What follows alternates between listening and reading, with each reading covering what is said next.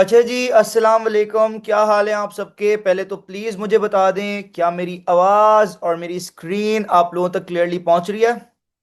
जल्दी से बता दें प्लीज़, ताकि हम आज की क्लास स्टार्ट कर सकें।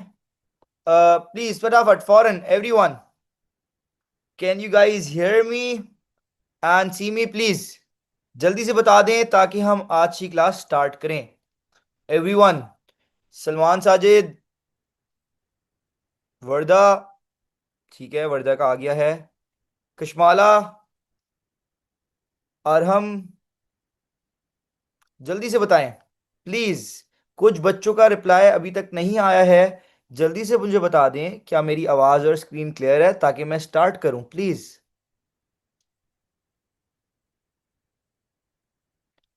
Okay great. ठीक है, देखिए मेरी बात सुने।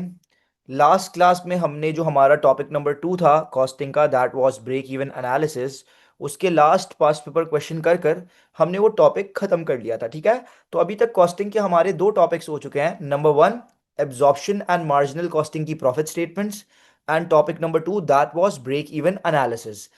Today we are going to start topic number 3। आज की क्लास में हम टॉपिक नंबर 3 स्टार्ट करेंगे कॉस्टिंग का, दैट इज लिमिटिंग फैक्टर। ठीक है जी।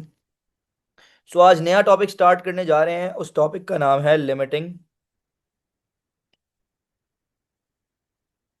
उस टॉपिक का नाम है लिमिटिंग फैक्टर। ठीक है जी। जी, तो देखिए सबसे पहले आपको एक बात बता दूं, ये जो लिमिटिंग फैक्टर का टॉपिक है, ये कौन सी कॉस्टिंग का पार्ट है? ठीक है, देखिए पहला टॉपिक हमने प्रॉफिट स्टेटमेंट्स पढ़ा था। तब मैंने आपको बताया था कि कॉस्टिंग होती है दो तरह की। एक होती है एब्जॉर्प्शन कॉस्टिंग, एक होती है मार्जिनल कॉस्टिंग। दैट्स वाई हमने प्रॉफिट भी दो तरह से निकालना सीखा था, एक एब्जॉर्प्शन कॉस्टिंग से प्रॉफिट निकालना सीखा था, एक मार्जिनल कॉस्टिंग से प्रॉफिट निकालना सीखा था। ठीक है, उसके बाद जो सेकंड टॉपिक हमने पढ़ा that was break even analysis. तो मैंने आपको बता दिया था यार, ये जो ब्रेक इवन एनालिसिस का टॉपिक है, ये भी मार्जिनल कॉस्टिंग का पार्ट है, ये मार्जिनल कॉस्टिंग के अंडर आता है। ठीक है, आज ये जो थर्ड टॉपिक पढ़ रहे हैं लिमिटिंग फैक्टर, ये भी कौन सी कॉस्टिंग के अंदर आता है? ये भी मार्जिनल कॉस्टिंग के अंदर आता है, ये भी मार्जिनल कॉस्टिंग का पार्ट है। ठीक है, so this is part of marginal costing. और आप सबको पता है, ठीक है, मैंने फर्स्ट टॉपिक में ही बता दिया था, जब भी मार्जिनल कॉस्टिंग का वर्ड यूज हो, तो आपको पता है मार्जिनल कॉस्टिंग में आपने कितने कॉस्ट्स, कितने खर्चों से डील करना पड़ता है? दो कॉस्ट, दो खर्चों से डील करना पड़ता है, that were variable cost and fix cost. ठीक है, और आपको बहुत अच्छे से पता है कि मार्जिनल कॉस्टिंग से प्रॉफिट कैसे निकलता है। मार्जिनल कॉस्टिंग से कैसे प्रॉफिट निकलता है?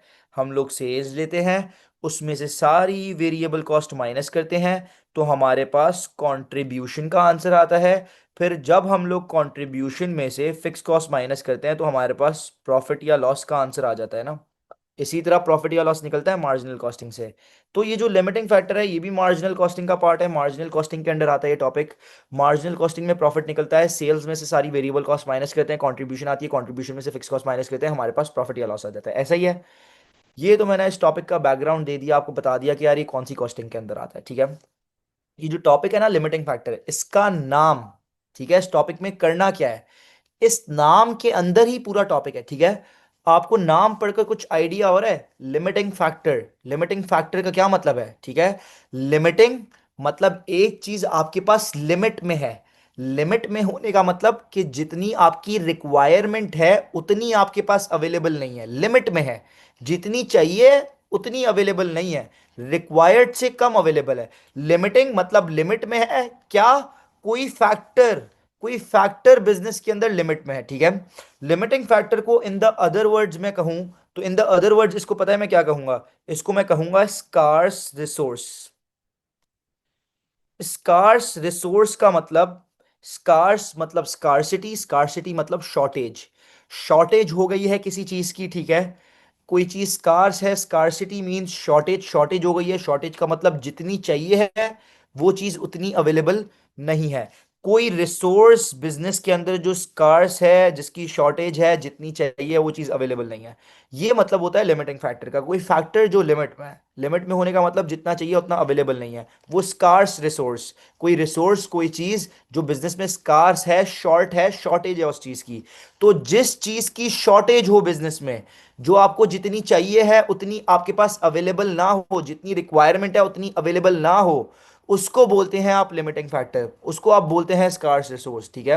सो स्कार्स मींस, यहाँ ये भी लिख देते हैं भाई क्या, शॉर्टेज। तो लिमिटिंग फैक्टर का बेसिकली आसान अल्फाजों में क्या मतलब होता है, जिस चीज की शॉर्टेज है उसको बोलते हैं लिमिटिंग फैक्टर। सर अब ये शॉर्टेज किस किस चीज की हो सकती है, तो ये शॉर्टेज आपके बिजनेस में दो चीजों की हो सकती है। ठीक है। ये शॉर्टेज आपके बिजनेस में दो चीजों की हो सकती है। या तो डीएम, डीएम मींस आपको पता है डायरेक्ट मटेरियल। भाई जितना मटेरियल आपको चाहिए है उतना मटेरियल अवेलेबल नहीं है, तो डायरेक्ट मटेरियल, मटेरियल की शॉर्टेज हो गई। और जो दूसरी चीज है जिसकी शॉर्टेज हो सकती है, दैट इज डायरेक्ट लेबर। जितना लेबर चाहिए है उतना अवेलेबल नहीं है। तो अगर मटेरियल जितना चाहिए उतना मटेरियल अवेलेबल नहीं है, तो मटेरियल की शॉर्टेज हो गई। Direct material is your limiting factor. जिस चीज की शॉर्टेज है उसको बोलते हैं लिमिटिंग फैक्टर। तो अगर जितना मटेरियल आपको चाहिए उतना मटेरियल अवेलेबल नहीं है, तो मतलब मटेरियल आपका लिमिटिंग फैक्टर है, मटेरियल की शॉर्टेज है। या अगर जितना लेबर चाहिए है उतना लेबर आपके पास अवेलेबल नहीं है। देखो, लेबर आवर्स, लेबर काम करता है ना बिजनेस में, टाइम लगाता है, तो जितने लेबर आवर्स आपको चाहिए थे उतने लेबर के आवर्स अवेलेबल नहीं है, तो फिर किसकी शॉर्टेज हो गई, लेबर की शॉर्टेज हो गई। तो डायरेक्ट लेबर आपका लिमिटिंग फैक्टर है। क्या सर एक वक्त पे दोनों चीजों की शॉर्टेज हो रही होगी? नो। एक वक्त पे, वन एट अ टाइम, एक वक्त पे किसी एक चीज की शॉर्टेज होगी। या तो मटेरियल की शॉर्टेज होगी या तो लेबर की शॉर्टेज होगी। ठीक है। क्वेश्चन के अंदर एक ही वक्त पे दोनों चीजों की शॉर्टेज नहीं हो सकती। ठीक है। एक बात आपको ये भी बता दी। ठीक है। तो ये है इस टॉपिक में। अब करना क्या है, आ जाए मैं आपको थोड़ा सा और जो है टॉपिक में डीपर लेकर चलता हूं, गौर से सुनिएगा। आपको एग्जांपल दे रहा हूं मैं। तीन प्रोडक्ट्स हैं ए। कितने प्रोडक्ट्स हैं? Product A, product B and product C. Product A के आप बनाते हो 5,000 यूनिट्स। बी के आप बनाते हो 8,000 यूनिट्स। सी के आप बनाते हो 9,000 यूनिट्स। ठीक है। अब अगर इतने इतने यूनिट्स आप बनाकर बेचते हो नॉर्मली, ए के 5,000 यूनिट्स, बी के 8,000 यूनिट्स, सी के 9,000 यूनिट्स। अगर मैं आपको कहूं, अगर मैं आपको कहूं कि इन तीनों प्रोडक्ट्स टोटल बनाने के लिए जितना मटेरियल चाहिए है उतना मटेरियल आपके पास अवेलेबल नहीं है, मतलब मटेरियल की शॉर्टेज हो गई है, जितना मटेरियल चाहिए उतना अवेलेबल नहीं है, मतलब डायरेक्ट मटेरियल हमारा लिमिटिंग फैक्टर है। तो अब आप लोग मुझे एक बात का जवाब दो। यस, तहामी हो सकती है, पैसों की भी शॉर्टेज हो सकती है, लेकिन इन द क्वेश्चन या तो मटेरियल या तो लेबर की शॉर्टेज आ रही होगी। ठीक है। अब एक बात का मुझे जवाब दो, अब मटेरियल की शॉर्टेज हो गई, तो क्या मैं प्रोडक्ट ए, बी और सी क्या पूरा पूरा बना पाऊंगा? ए, बी और सी के पूरे पूरे यूनिट्स बना पाऊंगा? यस और नो? मुझे जवाब चाहिए आप लोगों से प्लीज। यस और नो? मुझे जवाब चाहिए है कि जितना मटेरियल चाहिए था ये तीनों प्रोडक्ट्स बनाने के लिए उतना मटेरियल अब अवेलेबल नहीं है। तो क्या ये तीनों प्रोडक्ट्स मैं बना पाऊंगा पूरे पूरे? एवरीवन प्लीज यस और नो जवाब दें, वेट कर रहा हूं। बिल्कुल ठीक कह रहे हैं, नो सर। जब मटेरियल जितना चाहिए उतना मटेरियल है ही नहीं, तो सारे तो आप नहीं बना पाएंगे। हमें किसी ना किसी प्रोडक्ट में क्या करना पड़ेगा, कॉम्प्रोमाइज करना पड़ेगा। या तो प्रोडक्ट ए को कम बनाना पड़ेगा, या तो प्रोडक्ट बी को कम बनाना पड़ेगा, या तो प्रोडक्ट सी को कम बनाना पड़ेगा। तो आपको सोचना पड़ेगा ना कौन से प्रोडक्ट में कॉम्प्रोमाइज करें। सर ए के यूनिट्स कम बनाए, बी के कम बनाए, या सी के कम बनाए? ये टॉपिक इस बात का आपको जवाब देगा कि कौन से प्रोडक्ट में कॉम्प्रोमाइज करना है, in which product you have to compromise. उसके बाद सही है सर, फॉर एग्जाम्पल आप समझ लो आपको प्रोडक्ट बी में कॉम्प्रोमाइज करना है, तो सर कितने यूनिट्स को कॉम्प्रोमाइज करना है, कितने यूनिट्स प्रोडक्ट बी के कम बनाए? ये टॉपिक आपको इस बात का जवाब देगा। ठीक है, कि how many units you have to compromise, shortage के बाद आप कितने यूनिट्स बना सकते हो। ठीक है सर। शॉर्टेज के बाद प्रॉफिट कितना कमा सकते हैं, ये इस टॉपिक के अंदर आपने करना है कि भाई शॉर्टेज हो गई, अब शॉर्टेज के बाद वाले यूनिट्स निकाले, अब शॉर्टेज के बाद आप कितना प्रॉफिट कमा सकते हो। ठीक है। तो ये सारी चीजें इस टॉपिक के अंदर हो रही होती हैं। ठीक है। आपका या तो मटेरियल या तो लेबर की शॉर्टेज हो जाएगी। अब शॉर्टेज के बाद कौन से प्रोडक्ट में कॉम्प्रोमाइज करना है, कितने यूनिट्स का कॉम्प्रोमाइज करना है, शॉर्टेज के बाद आप कितना प्रॉफिट कमा सकते हो, ये सारी चीजें इस टॉपिक में हो रही होती हैं, ठीक है। तो दैट्स वाई मैंने आप लोगों के लिए एक एग्जाम्पल क्वेश्चन बनाया है, ठीक है। उस एग्जाम्पल क्वेश्चन के थ्रू मैं पूरा ये टॉपिक आप लोगों को समझा दूंगा इंशाल्लाह, ठीक है। इन दिस क्लास ओनली, इसी क्लास में एक एग्जाम्पल क्वेश्चन के थ्रू मैं ये पूरा टॉपिक आप लोगों को समझा दूंगा, ठीक है। तो क्वेश्चन मेरे पास पहले से लिखा हुआ है, ठीक है जी। अ, आ जाएं जरा क्वेश्चन पर चलते हैं एवरीवन। देखिए ये क्वेश्चन पहले से मेरे पास लिखा हुआ था, ठीक है। थोड़ी सी हैंड राइटिंग इसमें गंदी है चूंकि पहले से लिखा हुआ था, ठीक है। मैंने अभी अभी नया नहीं लिखा है, ठीक है। तो आ जाए पहले ये क्वेश्चन के अंदर इंफॉर्मेशन क्या गिवन है, क्वेश्चन क्या कह रहा है हमसे, पहले वो मैं आपको समझाता हूं, ठीक है। एवरीवन सारे काम छोड़ दें, सबका फोकस मुझे ऑन द क्वेश्चन चाहिए, ठीक है। तो देखिए सवाल कह रहा है कि हमारे पास तीन प्रोडक्ट्स हैं, ठीक है। Product A, product B and product C. Sales के यूनिट्स गिवन है कि प्रोडक्ट ए बी सी के कितने कितने यूनिट्स बनाकर हम बेचते हैं। प्रोडक्ट ए के हमें 7,000 यूनिट्स बनाकर बेचने होते हैं। प्रोडक्ट बी के हमें 6,000 यूनिट्स बनाकर बेचने होते हैं। प्रोडक्ट सी के हमें 8,000 यूनिट्स बनाकर बेचने होते हैं, ठीक है। अब आपको तीनों प्रोडक्ट्स की सेलिंग प्राइस गिवन है। प्रोडक्ट ए का एक selling price per unit given है, ठीक है। प्रोडक्ट ए का एक यूनिट आप कितने का बेचते हैं, $22। प्रोडक्ट बी का एक यूनिट आप कितने का बेचते हैं, $28। प्रोडक्ट सी का एक यूनिट आप कितने का बेचते हैं, $24, ठीक है। अब ये लिखा हुआ है डायरेक्ट मटेरियल पर यूनिट, क्या लिखा हुआ है, DM. Direct DM means direct material per unit. तो अब आपको डायरेक्ट मटेरियल का पर यूनिट खर्चा दिया हुआ है कि भाई एक यूनिट बनाने में, प्रोडक्ट ए का एक यूनिट बनाने में डायरेक्ट मटेरियल का कितना खर्चा आता है, $4। बी का एक यूनिट बनाने में मटेरियल का कितना खर्चा आता है, $8। सी का एक यूनिट बनाने में कितना खर्चा आता है, $2। इसी तरह DL per unit, direct labour per unit का खर्चा दिया हुआ है। प्रोडक्ट ए का एक यूनिट बनाने में आपको लेबर का कितना खर्चा आता है, 6। प्रोडक्ट बी का एक यूनिट बनाने में लेबर का कितना खर्चा आता है, 3। प्रोडक्ट सी का एक यूनिट बनाने में लेबर का कितना खर्चा आता है, $9, ठीक है जी। इसी तरह वेरिएबल ओवरहेड्स पर यूनिट का भी खर्चा दिया हुआ है। प्रोडक्ट ए का एक यूनिट बनाने में वेरिएबल ओवरहेड्स का खर्चा एक यूनिट बनाने में प्रोडक्ट ए का आता है $1। इसी तरह प्रोडक्ट बी में आता है 2, प्रोडक्ट सी में आता है 3, ठीक है। और आप लोगों को पता है ये आपकी सेलिंग प्राइस पर यूनिट थी, उसमें से ये तीनों वेरिएबल कॉस्ट है ना, जब सेलिंग प्राइस पर यूनिट में से variable cost per unit minus करते हैं तो हमारे पास कंट्रीब्यूशन पर यूनिट आ जाती है। और सवाल के अंदर ही उसने आपको सेलिंग प्राइस में से per unit variable cost minus करके तीनों प्रोडक्ट्स की पर यूनिट कंट्रीब्यूशन बता दी, ठीक है। दैट इज 11, 15 एंड 10, ये आपकी पर यूनिट कंट्रीब्यूशन आ गई, क्वेश्चन में ही गिवन थी, ठीक है जी। लेट्स मूव ऑन, आगे बढ़ते हैं। अब आपको पता है कंट्रीब्यूशन में से जब फिक्स कॉस्ट माइनस करते हैं तो हमारे पास प्रॉफिट आ जाता है। अब हमारे पास पर यूनिट कंट्रीब्यूशन थी, पर यूनिट कंट्रीब्यूशन, उसमें से जब fix cost per unit minus करूंगा, पर यूनिट फिक्स कॉस्ट माइनस करूंगा तो हमारे पास प्रॉफिट भी पर यूनिट में आ जाएगा। तो sir per unit fix cost product A B C की पर यूनिट कंट्रीब्यूशन में से माइनस की उसने, पर यूनिट फिक्स कॉस्ट ए की है 7, बी की है 5, सी की है 3, तो आपके पास पर यूनिट प्रॉफिट आ गया 4, 10 एंड 7, ठीक है जी। ये सारी चीजें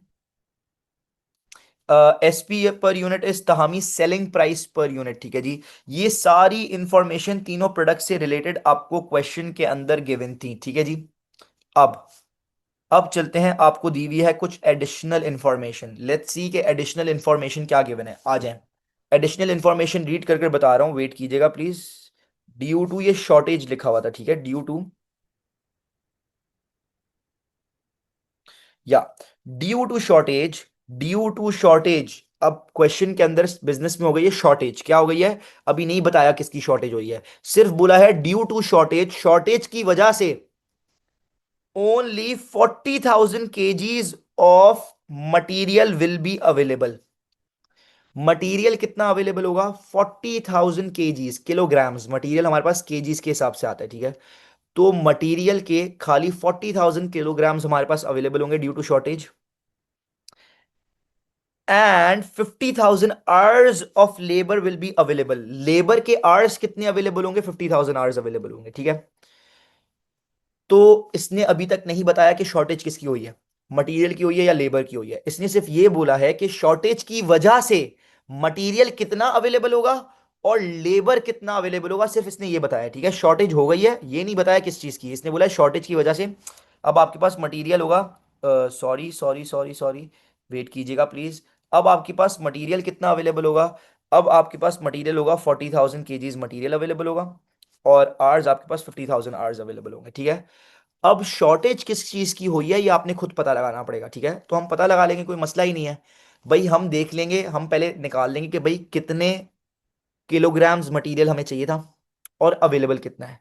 अब जितना हमें चाहिए था, रिक्वायर्ड था, अगर उससे ज़्यादा अवेलेबल है तो शॉर्टेज नहीं है। लेकिन जितनी हमारी रिक्वायरमेंट थी, जितना किलोग्राम्स मटेरियल हमें चाहिए था, उससे कम अवेलेबल है, तो मतलब मटेरियल की शॉर्टेज है। तो आप चेक कर लेंगे, मटेरियल और लेबर भी चेक कर लेंगे, ठीक है। किसी एक चीज की शॉर्टेज आ रही होगी, आर्स कितने रिक्वायर्ड थे, कितने चाहिए थे, और अवेलेबल कितने हैं देख लीजिएगा, ठीक है। अगर जितने चाहिए उससे ज्यादा आर्स अवेलेबल है तो आर्स की शॉर्टेज नहीं है, लेकिन अगर जितने आर्स चाहिए उससे कम अवेलेबल है तो आर्स की शॉर्टेज हो जाएगी, डायरेक्ट लेबर आर्स की शॉर्टेज हो जाएगी, ठीक है। खैर, अब ये क्या चेक कैसे करेंगे, देखिए मेरी बात सुने, ऊपर आए। एक चीज मुझे पहले ही बतानी थी लेकिन मैं अब बता देता हूं। आपने यहां पर एक चीज नोटिस की होगी, सबने नोटिस की होगी। मटेरियल के आगे ब्रैकेट में मैंने क्या लिखा हुआ है, मैंने लिखा हुआ है $2 पर केजी, ऐसे ही है। इस $8 मतलब $2 का पर केजी। 1 किलोग्राम मटेरियल का 1 केजी ₹2 का है, $2 का है, ठीक है। अब आप देख सकते हैं प्रोडक्ट ए का 1 यूनिट बनाने में $4 का खर्चा आ रहा है, तो इधर कितने केजीज लग रहे होंगे, क्या आप लोग मुझे जवाब दे सकते हैं? प्रोडक्ट ए का 1 यूनिट बनाने में कितने केजीज लगते होंगे? देखो यहां बताया हुआ है 1 केजी है $2 का, $2 पर केजी। 1 केजी $2 का मिलता है। और यहां आप देख सकते हो प्रोडक्ट ए का 1 यूनिट बनाने में 4 का खर्चा आ रहा है मटेरियल का। मतलब कितने केजीज लग रहे होंगे, कितने केजीज होंगे $4 के? एनी वन, एनी गेसेस, कोई आंसर? प्लीज वेट कर रहा हूं सबका। मैं दोबारा रिपीट करता हूं, जवाब मुझे आप लोगों से चाहिए। यहां लिखा हुआ है $2 पर केजी। मटेरियल का 1 केजी $2 का है, $2 का है। और प्रोडक्ट ए का 1 यूनिट बनाने में, प्रोडक्ट ए का 1 यूनिट बनाने में $4 का खर्चा आ रहा है मटेरियल का। तो सर कितने केजीज लग रहे होंगे? यस बिल्कुल ठीक, 2 केजी लग रहे होंगे ना। 1 केजी $2 का है, तो $4 के कितने केजी होंगे? 2 केजी ही $4 के होंगे ना। तो आपने क्या करना था, बेसिकली 4/2, जितने का पर यूनिट खर्चा है उसको पर केजी प्राइस से डिवाइड कर दो, तो आपको पता चल जाएगा कि कितने केजी लग रहे हैं। या आप नॉर्मली भी दिमाग से सोच सकते हो, यार 1 केजी $2 का है, तो $4 में कितने केजी? 2 केजी $4 के होंगे ना। 1 केजी $2 का है तो 2 केजी $4 के हो जाएंगे। तो मतलब यहां पर क्या डिवाइड करके आपने निकाल लिया कि भाई प्रोडक्ट ए का 1 यूनिट बनाने में 2 केजी लगता है मटीरियल। इसी तरह क्या आप लोग मुझे बता सकते हो कि प्रोडक्ट बी का 1 यूनिट बनाने में कितना केजी मटेरियल लगेगा? 8/2, आपके पास आ गया 4 केजी। तो प्रोडक्ट बी का 1 यूनिट बनाने में 4 केजी लग रहा है, ठीक है। अब इसी तरह प्रोडक्ट सी, भाई यहाँ तो खर्चा ही 1 यूनिट बनाने में $2 आ रहा है, और 1 केजी $2 का था, तो यहाँ पर कितना लग रहा है? 1 केजी लग रहा है। पहले प्लीज मुझे बताएं कि ये जो मैंने 1 यूनिट बनाने में जितने किलोग्राम्स लग रहे हैं मटेरियल के, प्रोडक्ट ए का 1 यूनिट, बी का 1 यूनिट और सी का 1 यूनिट बनाने में जितने किलोग्राम्स लग रहे हैं, क्या ये आप लोगों को क्लियर है जो मैंने निकाल कर दिखाया है? एवरी वन प्लीज मुझे जल्दी से बताएं, मैं वेट कर रहा हूँ सबके रिप्लाई का। जल्दी से सब रिप्लाई दें, आई एम वेटिंग प्लीज। क्या सबको क्लियर है? Everyone please. Arham, is it clear? Salman, okay great, okay. अब मेरी बात सुने, इसी तरह आप आवर्स भी देख सकते हैं ना कि 1 यूनिट बनाने में कितने कितने आवर्स लग रहे हैं। प्रोडक्ट ए का 1 यूनिट बनाने में कितने आवर्स लग रहे हैं, प्रोडक्ट बी का 1 यूनिट बनाने में कितने आवर्स लग रहे हैं, और प्रोडक्ट सी का 1 यूनिट बनाने में कितने आवर्स लग रहे हैं। तो देखिए मेरी बात सुने, डायरेक्ट लेबर के आगे लिखा हुआ है $8 3 पर आवर। मतलब लेबर का 1 घंटा, 1 आवर $3 का है। 1 घंटा लेबर का $3 का है। अब ए का 1 यूनिट बनाने में लेबर का जो खर्चा आ रहा है वो $6 आ रहा है, तो भाई कितने आवर्स लग रहे होंगे यहाँ पर? 6/3, 2 आवर्स। 1 यूनिट बनाने में लेबर के 2 आवर्स लगते होंगे, प्रोडक्ट ए का 1 यूनिट बनाने में 2 आवर्स लगते होंगे। प्रोडक्ट बी का 1 यूनिट बनाने में 1 आवर लगता होगा। इसी तरह प्रोडक्ट सी का 1 यूनिट बनाने में 3 आवर्स लगते होंगे। इसी तरह 1 यूनिट बनाने में पर यूनिट आवर्स मालूम कर लिए कि भाई 1 यूनिट बनाने में कितने कितने आवर्स लग रहे हैं, ये भी आपने यहाँ पर इसी तरह पहले पता लगा लेने थे, ठीक है। अब मेरी बात सुने, अब भाई इसने बोला था शॉर्टेज की वजह से मटेरियल के 40,000 केजीज अवेलेबल होंगे और लेबर के 50,000 आवर्स अवेलेबल होंगे, ऐसा ही बोला था इसने, ठीक है। No issues. अब मुझे चेक करना है शॉर्टेज किसकी है। पहले मैं मटेरियल चेक कर लेता हूँ, मुझे मटेरियल गिवन है ना, पहले मटेरियल के अवेलेबल केजीज गिवन है, तो मैं मटेरियल चेक कर लेता हूँ, ठीक है। तो आ जाए, लेट्स चेक डायरेक्ट मटेरियल। आप देख सकते हैं ए, बी और सी। ए का 1 यूनिट बनाने में 2 केजीज लगते हैं, 1 यूनिट बनाने में 2 केजी लगते हैं, और कितने यूनिट्स बनाने हैं? 7,000। तो टोटल 7,000 यूनिट्स के लिए कितने केजीज चाहिए होंगे? 2 × 7,000। तो भाई 7,000, 1 यूनिट बनाने में 2 केजी × 7,000, तो ए के टोटल यूनिट्स बनाने के लिए हमें चाहिए होंगे 14,000 kgs, ठीक है। इसी तरह बी का एक यूनिट बनाने में कितने केजीज लगते हैं? बी का एक यूनिट बनाने में 4 केजीज लगते हैं और टोटल बनाने 6,000 यूनिट्स, ठीक है। तो भाई एक यूनिट बनाने में जब 4 केजी लगते हैं तो मल्टीप्लाई कर दें 6,000 से, तो भाई 6,000 यूनिट्स बनाने में कितने केजीज लगेंगे? तो कीजिएगा प्लीज, 4 इंटू 6,000 कितना होता है प्लीज बताएं, मेरी मैथ वीक है। 4 इंटू 6,000, 24,000, ठीक है। 24,000 केजीज जो है आपको चाहिए होंगे फॉर प्रोडक्ट बी, ठीक है, अगर आपके बी के सारे यूनिट्स बनाने हैं, ठीक है। इसी तरह आप देख लें कि भाई प्रोडक्ट सी का एक यूनिट बनाने में कितने केजीज चाहिए थे? प्रोडक्ट सी का एक यूनिट बनाने में 1 केजी लगता है, ठीक है, और टोटल कितने यूनिट्स बनाने हैं? 8,000, तो 1 इंटू 8,000, 1 केजी मल्टीप्लाइड बाय 8,000, तो ये आपके पास आ जाएंगे 8,000 केजीज आपको चाहिए होंगे प्रोडक्ट सी बनाने में। तो अगर आपने तीनों प्रोडक्ट के सारे सारे यूनिट्स बनाने थे तो टोटल कितना मटेरियल रिक्वायर्ड था? आपको कितने मटेरियल की जरूरत थी? प्लस कीजिएगा, आ जाए, let's add up 14,000 plus 24,000 plus 8,000, so the answer I get is 46,000 KGs. अगर मुझे प्रोडक्ट ए के पूरे सॉरी तीनों प्रोडक्ट्स के सारे यूनिट्स बनाने हैं तो आई नीड 46,000 केजीज, ठीक है। मेरी रिक्वायरमेंट है 46,000 केजीज, और शॉर्टेज की वजह से मेरे पास अवेलेबल कितना है? 40,000 केजीज अवेलेबल है। तो मुझे यहीं पर पता चल गया कि यस, आपके डायरेक्ट मटेरियल की शॉर्टेज हो चुकी है। That's why direct material is your limiting factor, क्योंकि जितना मटेरियल चाहिए उतना अवेलेबल नहीं है। चाहिए 46,000 KGs and I have 40,000 KGs available only, ठीक है। तो direct material is my limiting factor. अब बच्चे बोलते हैं सर ये तो मटेरियल चेक करा, मटेरियल ही पता चल गया लिमिटिंग फैक्टर है, क्या लेबर को चेक करें? अब डायरेक्ट लेबर को चेक करने की जरूरत नहीं है, क्योंकि पता चल गया ना मटेरियल लिमिटिंग फैक्टर है। मैंने आपको बोला एक वक्त पे एक चीज की शॉर्टेज होगी, तो भाई पता चल गया मटेरियल की शॉर्टेज है, बस आगे छोड़ दें। लेबर को नहीं चेक करने की जरूरत कि कितने आवर्स चाहिए थे, वो लेबर की शॉर्टेज नहीं होगी, जितने आवर्स चाहिए थे उससे ज़्यादा ही आवर्स अवेलेबल होंगे। अगर चेक करना है तो चेक करके आप लोग देख सकते हैं इसी तरह। लेकिन हमें पता चल गया material is the limiting factor, okay great, रुक गए यहाँ पर। तो अब हमें पता चल चुका है कि मटेरियल की शॉर्टेज हो चुकी है, जितना मटेरियल चाहिए था उतना मटेरियल हमारे पास नहीं है। अब ये क्या पूछेगा? बोलेगा in which product, in which product we should compromise. मतलब भाई अब सिंपली हमें पता चल चुका है कि मटेरियल जितना चाहिए उतना अवेलेबल नहीं है। अब किसी प्रोडक्ट में कॉम्प्रोमाइज करना पड़ेगा, किसी प्रोडक्ट के यूनिट्स कम बनाने पड़ेंगे। तो सर कौन से प्रोडक्ट के यूनिट्स कम बनाए? बच्चे पता है यहां पर क्या बोलते हैं? बच्चे मुझे बोलते हैं सर प्रोडक्ट ए कम बनाओ, प्रोडक्ट ए में कॉम्प्रोमाइज कर लो। मैं बोलता हूँ क्यों भाई, why product A, why product A? तो बच्चे बोलते हैं देखो ना सर इसका प्रॉफिट सबसे कम आ रहा है। ना ना ना, इस तरह आप चेक नहीं करोगे। कौन से प्रोडक्ट में कॉम्प्रोमाइज करना है इसके लिए आपने टेक्निक अप्लाई करनी पड़ेगी जिसको बोलते हैं रैंकिंग। क्या बोलते हैं?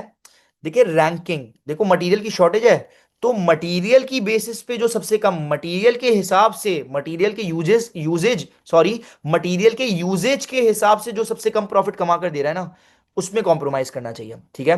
तो वो आपको क्या बताएगी, कौन सी ट्रिक अपने अप्लाई करनी पड़ेगी? एक टेक्निक अप्लाई करनी पड़ेगी, रैंकिंग बोलते हैं उसको। आप रैंकिंग का फॉर्मूला अप्लाई करोगे तीनों प्रोडक्ट्स पे तो आपको ऑटोमेटिकली पता चल जाएगा यार कौन से प्रोडक्ट में कॉम्प्रोमाइज करना है, ठीक है। तो आज है, अब मैं आपको रैंकिंग करना सिखाता हूं। तो सबसे पहले हमने पता करा कि शॉर्टेज किस चीज की है, मटेरियल की शॉर्टेज है, direct material is the limiting factor.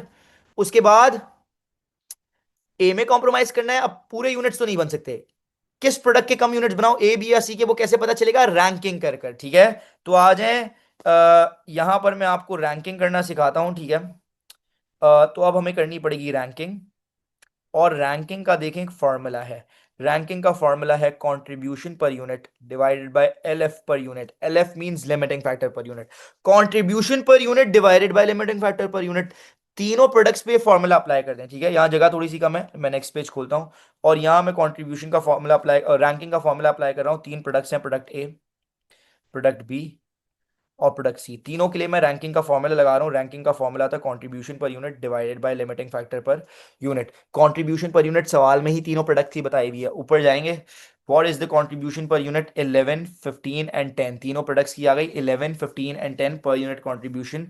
11, 15, 10 divided by per limiting factor per unit. Sir ये लिमिटिंग फैक्टर पर यूनिट क्या होता है? तो सुने मेरी बात, लिमिटिंग फैक्टर का मतलब जिस चीज की शॉर्टेज है, और शॉर्टेज किसकी है? किलोग्राम्स की, मटेरियल के केजेस की शॉर्टेज है। तो लिमिटिंग फैक्टर मतलब मटेरियल, ठीक है, पर यूनिट मतलब material per unit, limiting factor per unit मतलब मटेरियल पर यूनिट कितना केजीज मटेरियल इस्तेमाल हो रहा है उससे डिवाइड करना है। तो आपके पास पर यूनिट लिमिटिंग फैक्टर है, लिमिटिंग फैक्टर मटेरियल है, तो पर यूनिट लिमिटिंग फैक्टर मतलब मटेरियल, पर यूनिट मटेरियल। तो आपने निकाल लिया था ना यहाँ पर, पर यूनिट एक यूनिट बनाने में 2 केजीज, 4 केजीज एंड 1 केजी, ये आपका लिमिटिंग फैक्टर पर यूनिट है, 2 4 एंड 1, ठीक है।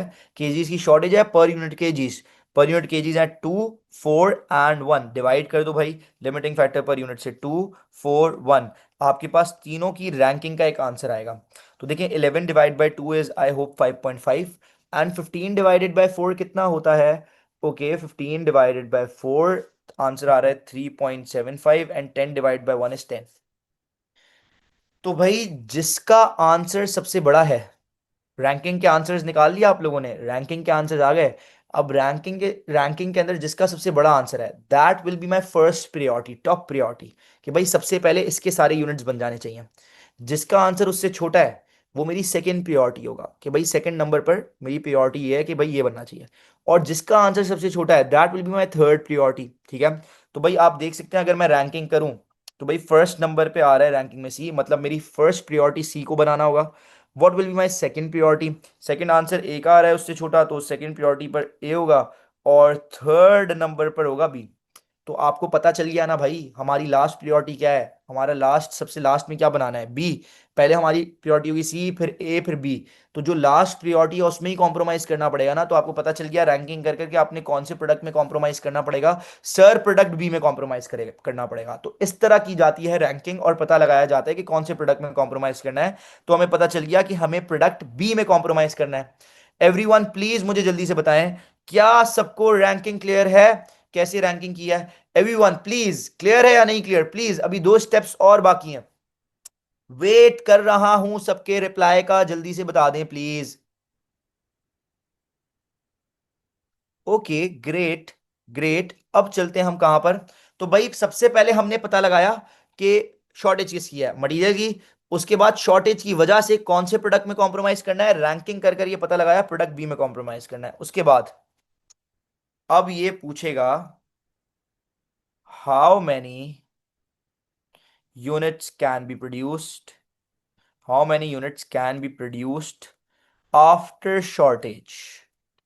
अब मटेरियल की शॉर्टेज हो गई, how many units can be produce after shortage.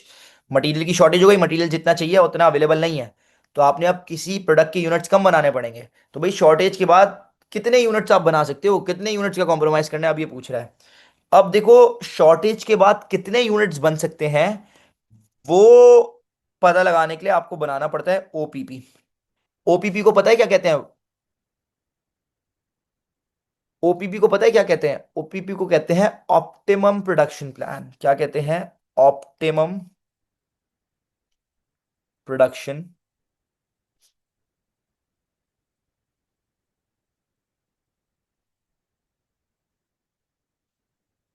OPP को कहते हैं ऑप्टिमम प्रोडक्शन प्लान। ये ओपीपी बनाकर आपको पता चल जाएगा कि भाई कितने यूनिट्स में हमें क्या करना पड़ेगा, कितने यूनिट्स हम बना सकते हैं आफ्टर द शॉर्टेज। अच्छा ताहमी आप पूछ रहे हैं सर इसका पीछे लॉजिक क्या है। ताहमी मैं समझ गया आपका सवाल, मेरी बात सुने। ये रैंकिंग कर कर हमें कैसे पता चला first second third, what is the logic behind this? तो देखो आप क्या कर रहे हो, contribution divided by limiting factor. Limiting factor आपके केजीज थे, पर यूनिट केजीज। तो भाई पर यूनिट केजी के हिसाब से कितना कंट्रीब्यूट कर रहा है वही निकाल रहे हो आप, ठीक है। कि भाई पर केजी सबसे ज्यादा कंट्रीब्यूशन किसकी है, तो जिसका आंसर सबसे बड़ा होगा उसकी पर यूनिट कॉन्ट्रीब्यू पर केजी कंट्रीब्यूशन ज्यादा होगी ना, तो वो हमारी फर्स्ट प्रायोरिटी होना चाहिए ना। तो दैट्स वाई जिसका सबसे बड़ा आंसर आ रहा है उसको हमने फर्स्ट प्रायोरिटी पे रखना है, उससे छोटा जिसका आंसर वो सेकंड प्रायोरिटी पे, और सबसे छोटा जिसका आंसर वो थर्ड प्रायोरिटी पे। इज इट क्लियर था हमें? समझ आई है बात या नहीं समझ आई है, या दोबारा रिपीट कर दूं प्लीज? Okay great. अब शॉर्टेज के बाद कितने यूनिट्स बना सकते हो, यूनिट्स पता लगाने के लिए आपको ओपीपी बनाना पड़ेगा। तो आ जाए मैं आपको ओपीपी ऑप्टिमम प्रोडक्शन प्लान बनाना सिखाता हूं। एवरीवन प्लीज गौर से। भाई ओपीपी में ऑप्टिमम प्रोडक्शन प्लान में सबसे पहले तो आप क्या लोगे, जिस चीज की शॉर्टेज है, मटेरियल की शॉर्टेज है, तो शॉर्टेज की वजह से अवेलेबल कितना है मटेरियल पहले वो लिख लो। जिस चीज की शॉर्टेज है वो अवेलेबल कितना है पहले वो लिख लो। तो यहां पर मैं लिख लूंगा अवेलेबल मटेरियल, या अवेलेबल अवेलेबल केजीज के भाई कितने किलोग्राम्स, किलोग्राम्स की शॉर्टेज है ना, कितने किलोग्राम्स अवेलेबल है आफ्टर शॉर्टेज। तो आपको बताया हुआ था भाई कितने केजीज अवेलेबल हैं, 40,000 केजीज अवेलेबल है। तो आपने यहाँ लिख दिया भाई 40,000 केजीज हमारे पास अवेलेबल थे। अब सुने मेरी बात, अब करना क्या है ओपीपी में। ओपीपी में करना क्या है, जिस चीज की शॉर्टेज है वो अवेलेबल कितना है लिख लिया भाई, अवेलेबल केजीज। अब रैंकिंग के हिसाब से आप प्रोडक्ट बनाना शुरू करें, जो फर्स्ट प्रियोरिटी है उसको पहले बनाए, फिर सेकंड प्रियोरिटी वाले, फिर थर्ड प्रियोरिटी वाले। और प्रोडक्ट बनाने में जितने किलोग्राम्स इस्तेमाल हो रहे हैं उसको माइनस करते रहे। तो देखें रैंकिंग के हिसाब से हम चलते हैं। हमारी फर्स्ट प्रियोरिटी जो आई थी वो थी प्रोडक्ट सी, ठीक है। सबसे पहले प्रोडक्ट सी बनाना है। तो अब प्रोडक्ट सी बनाने में जितने केजीज, जितना किलोग्राम्स ऑफ मटेरियल इस्तेमाल हो जाएगा वो मैं माइनस कर दूंगा, ठीक है। तो हम देखते हैं भाई प्रोडक्ट सी बनाने में कितने केजी इस्तेमाल हो रहे हैं, आपको ऊपर जाकर दिखाता हूँ। प्रोडक्ट सी का एक यूनिट बनाने में 1 केजी लगता है और टोटल बनाने 8,000 यूनिट्स। अगर सबसे पहले मैं प्रोडक्ट सी के सारे यूनिट्स बना लेता हूँ, 1 केजी मल्टीप्लाइड बाई 8,000 यूनिट्स, तो भाई कितने केजीज इस्तेमाल हो जाएंगे, पूरा प्रोडक्ट सी बन जाएगा। और पूरा प्रोडक्ट सी बन जाएगा और कितने केजीज इस्तेमाल हो जाएंगे, 8,000। तो पूरा प्रोडक्ट सी बनाने के बाद 8,000 केजीज इस्तेमाल हो गए, तो बच कितने गए आफ्टर प्रोड्यूसिंग प्रोडक्ट सी, कितने किलोग्राम्स आपके पास बच गए, 32,000 केजीज आपके पास बच गए, ठीक है। अब प्रोडक्ट सी के बाद हमारी नेक्स्ट सेकंड प्रायोरिटी पर क्या था, सेकंड प्रायोरिटी वाज क्या था भाई, प्रोडक्ट ए। अब ए, प्रोडक्ट ए बनाने में टोटल कितने किलोग्राम इस्तेमाल हो जाएंगे वो माइनस कर दें। तो आपको पता है भाई प्रोडक्ट ए का एक यूनिट बनाने में 2 केजीज लगते हैं और टोटल 7,000 यूनिट्स बनाने हैं, ठीक है। तो कितने केजी इस्तेमाल हो जाएंगे, क्या प्रोडक्ट ए पूरा बन जाएगा, एक यूनिट बनाने में 2 केजीज मल्टीप्लाइड बाय 7,000, तो भाई टोटल 14,000 केजीज, यस। सी भी पूरा बन गया, ए भी पूरा बन गया। ए बनाने में 14,000 केजी इस्तेमाल हो गए, तो बच कितने गए भाई, 32 - 14 कितना होता है भाई, 32 - 14 18,000 केजीज, ठीक है। अब आपकी जो लास्ट प्रियोरिटी थी, आपकी जो लास्ट प्रियोरिटी थी दैट वाज प्रोडक्ट बी। तो आए जरा प्रोडक्ट बी पर। प्रोडक्ट बी का एक यूनिट बनाने में, प्रोडक्ट बी का एक यूनिट बनाने में लगते हैं 4 केजीज। और कितने यूनिट्स बनाने हैं, 6,000, ठीक है। तो आए जरा मेरे साथ नीचे, एक यूनिट बनाने में 4 केजीज मल्टीप्लाइड बाय कितने यूनिट्स हैं, 6,000। तो देखें इसका आंसर टोटल कितना आएगा, 4 × 6 कितना होता है भाई, 4 × 6 = 24 होता है ना। यस, तो आपके यहाँ 24,000 केजीज इस्तेमाल होंगे। लेकिन क्या आपके पास 24,000 केजीज पड़े हुए हैं, नो। मतलब बी के पूरे 6,000 यूनिट्स नहीं बन सकते। तो सर कैसे पता चलेगा कि बी के कितने यूनिट्स पर बन सकते हैं, सुने मेरी बात। ये हमेशा आप क्या करेंगे, जो बचे हुआ मटेरियल है ना, बचे हुए किलोग्राम्स, उसको आप बी के per unit kilogram, per unit material से डिवाइड कर देंगे, ठीक है। 18,000 डिवाइडेड बाय 4, आपके पास आंसर आ जाएगा कितना, आए जरा देखते हैं, 18,000 डिवाइडेड बाय 4, आपके पास आ जाएगा 4,500 यूनिट्स। कितने आ गए, ये आपके पास निकल कर आ गए, ये वाला figure, remaining total kilograms divided by B का पर यूनिट केजी, ठीक है, दैट वाज 4। तो आपके पास आंसर आ गए 18,000 किलोग्राम, सॉरी कितना यूनिट्स आ गए, 4,500 यूनिट्स। मतलब बी के अब खाली 4,500 यूनिट्स बन सकते हैं, आप देखेंगे 4 × 4,500 पूरे 18,000 किलोग्राम्स क्या हो गए, इस्तेमाल हो गए, और इन द एंड बच गया 0।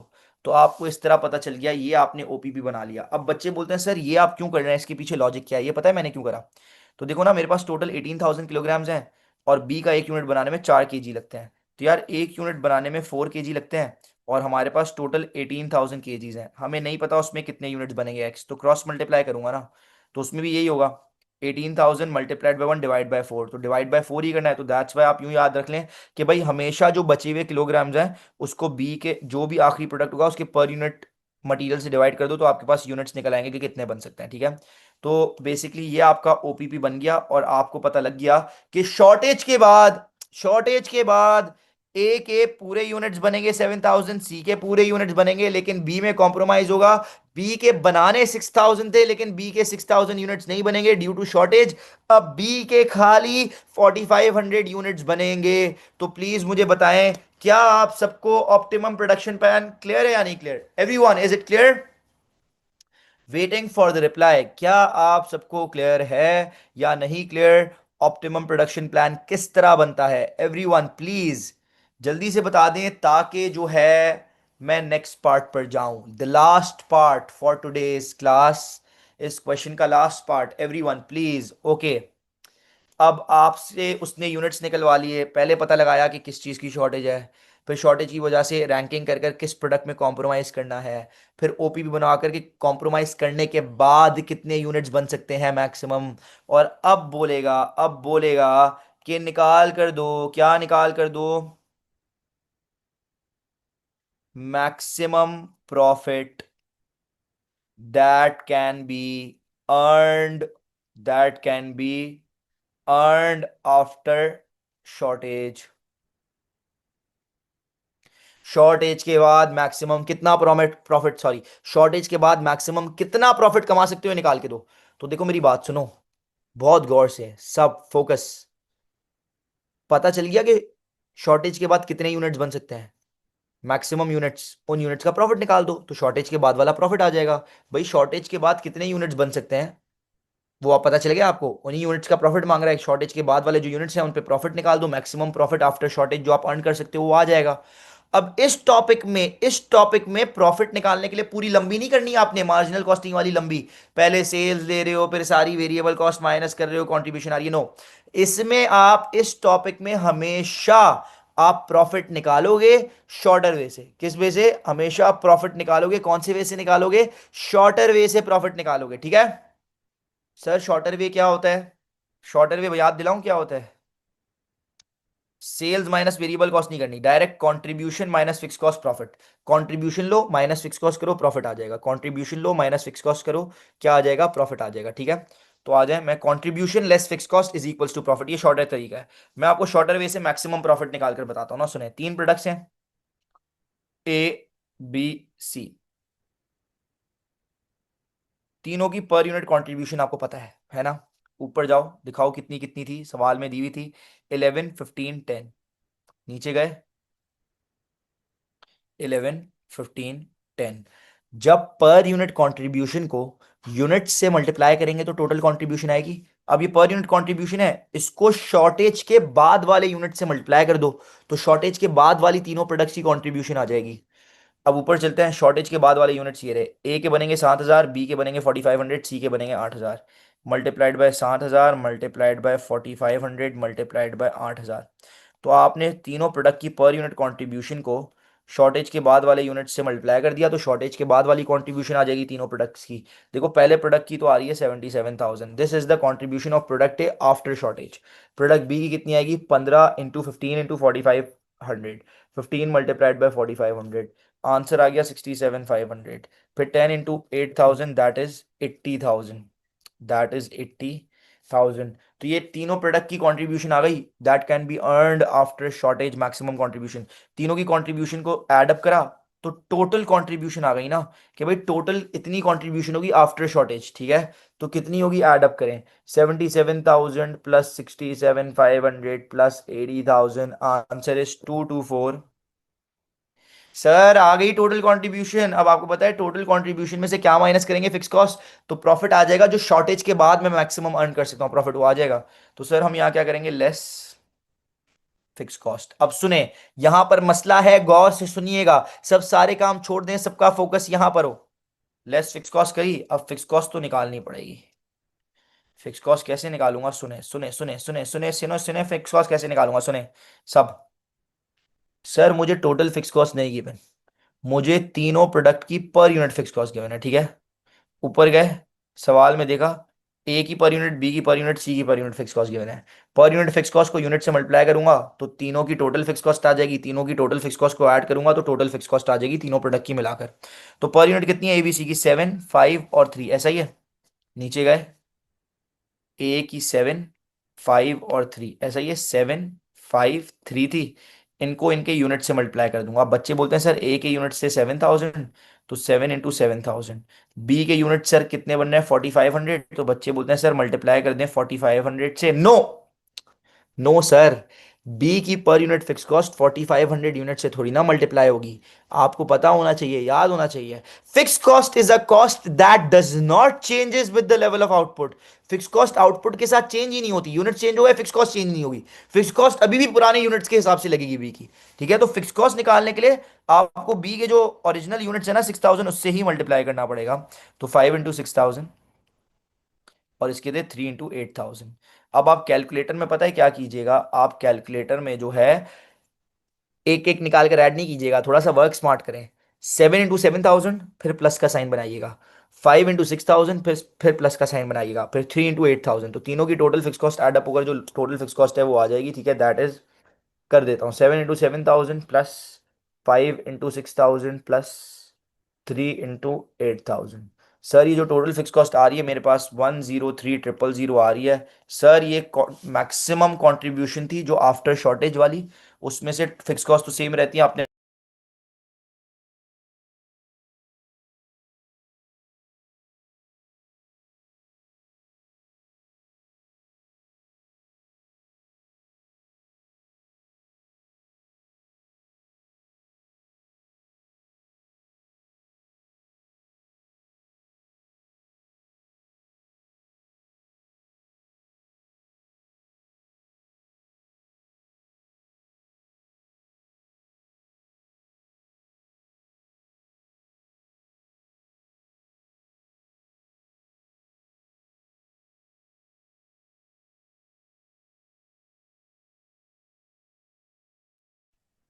सॉरी, थोड़ा सा इंटरनेट इशू आ गया था, sorry for the inconvenience. Please मुझे बताएं पहले, सॉरी। फटाफट से पहले मुझे बता दें, क्या थोड़ा सा कनेक्टिविटी इशू आ गया था। क्या आप लोगों को मेरी स्क्रीन और मेरी आवाज़ क्लियरली पहुंच रही है? एवरीवन प्लीज़ जल्दी से मुझे बताएं। हाँ जी, प्लीज़ वेटिंग, जल्दी से बता दें। Can you guys can hear me and see me please?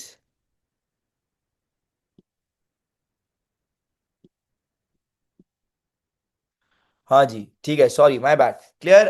अब मेरी आवाज़ स्क्रीन कंप्लीटली पहुंच रही है? अच्छा, एक बात मुझे बताएं, अभी हमारी जो मीटिंग चल रही है ये ऑन द जूम, ये रुक गई थी। आप लोगों को कहाँ तक क्लियर है? ये जो फिक्स कॉस्ट मैंने निकाली, क्या सबको यहाँ तक क्लियर था? यहाँ तक आप लोगों का मेरा मैसेज कन्वे हुआ है आप लोगों तक या नहीं? प्लीज़ बताएं।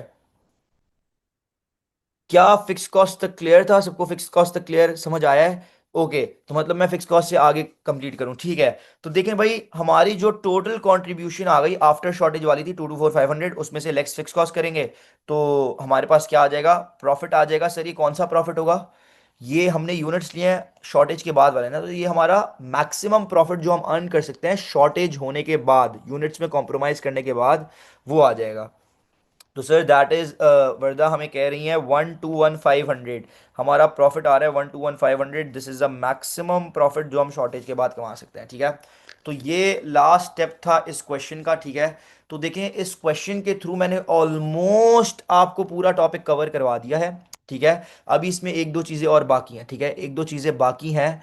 That I will discuss in the next class. पहले मुझे बताएं, क्या यहां तक 100% आप सबको क्लियर है? जो पूरा सवाल मैंने सॉल्व करवाया है, क्या ये 100% क्रिस्टल क्लियर? ओके की रिपोर्ट है, 100% क्लियर है? ओके ग्रेट, ठीक है। तो आज मैं यहीं तक रख रहा हूँ, ठीक है। इंशाल्लाह नेक्स्ट क्लास में, इंशाल्लाह नेक्स्ट क्लास में कशमाला, मैं आप अभी आपने मेरे ख्याल से लीव करके ज्वाइन करा है, मैं रिपीट कर देता हूँ कशमाला। ये हमारे पास कंट्रीब्यूशन आ गई थी शॉर्टेज के बाद वाली, उसमें से हमने जो हमारी फिक्स कॉस्ट थी वो माइनस करी, तो हमारे पास प्रॉफिट निकल आया। हमने यूनिट शॉर्टेज के बाद वाले लिए थे ना, कॉम्प्रोमाइज के बाद वाले, तो ये हमारा मैक्सिमम प्रॉफिट आफ्टर शॉर्टेज निकला है, ठीक है। हम इतना प्रॉफिट मैक्सिमम कमा सकते हैं शॉर्टेज के बाद, यूनिट्स में कॉम्प्रोमाइज करने के बाद, ठीक है। तो सबसे पहले मैंने आपको सिखाया कि पता कैसे लगाओगे कि किस चीज़ की शॉर्टेज है, उसके बाद रैंकिंग कर करके कौन से प्रोडक्ट में कॉम्प्रोमाइज़ करना है, ओपीवी बनाकर भाई कितना कॉम्प्रोमाइज़ करना है, कितने यूनिट्स बन सकते हैं आफ्टर द कॉम्प्रोमाइज़, फिर मैक्सिमम प्रॉफिट आफ्टर शॉर्टेज, जो यूनिट्स हैं शॉर्टेज के बाद वाले उन पे प्रॉफिट निकाल दो, तो मैक्सिमम इतना प्रॉफिट आप अर्न कर सकते हो आफ्टर द शॉर्टेज। ये तीनों तीनों चारों चीज़ें मैंने आपको एक क्वेश्चन के थ्रू कर कर भी दिखाई हैं, ठीक है। रैंकिंग सिखाई, ओपीपी सिखाई, मैक्स प्रॉफिट आफ्टर शॉर्टेज निकालना सिखाया, ठीक है। अभी इस टॉपिक में एक दो चीज़ें और बाकी हैं जो हम नेक्स्ट क्लास में डिस्कस करेंगे। आज की क्लास में यहीं तक रख रहा हूं। आई होप आप सबको सारी चीज़ें क्लियर हो, एवरीवन 100%।